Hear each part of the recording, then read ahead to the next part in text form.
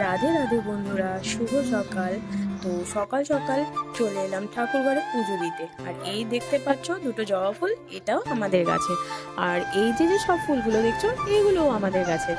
আর এই লাল গোলাপটা নিয়ে আসলাম রাধা রানীর জন্য, যে একটু রাধা রানীকে দেবো, দেখতে বেশ মিষ্টি লাগবে তাই না? দেখতেই পাচ্ছ গোপুকেও বেশ সুন্দর। আজকে তুমি সাজবা? হ্যাঁ। কি সাজবা? সরস্বতী।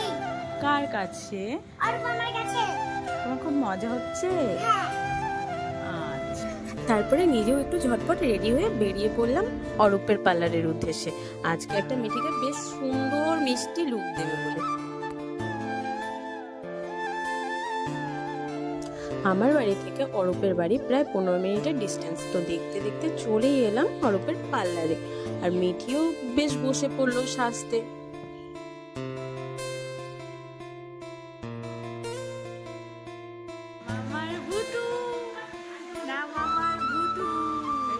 মিঠি বরাবরই সাজতে ভীষণ ভালোবাসে।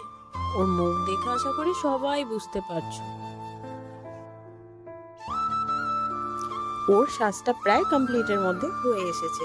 আর ওকে দেখতেই পাচ্ছ কি সুন্দর কিউটি লাগছে, একদম লাল লাল রসগোল্লার মতো। মিঠি নিজেও নিজেকে নিজে দেখে ভীষণ খুশি।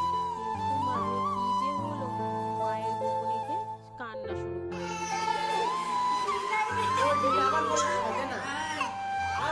তারপরে দেখো বাড়ি এসে দিব্যি ঠিক দিদুনের কোলেও চলে গেল, নাচতে নাচতে বাড়িও চলে এলো। আমাদের এই ছোট্ট পিচ্চি বউয়ের গল্পটা শুনতে তোমাদের কেমন লাগলো জানাতে ভুলো না কিন্তু, অবশ্যই জানিয়ে যেও। Bye bye.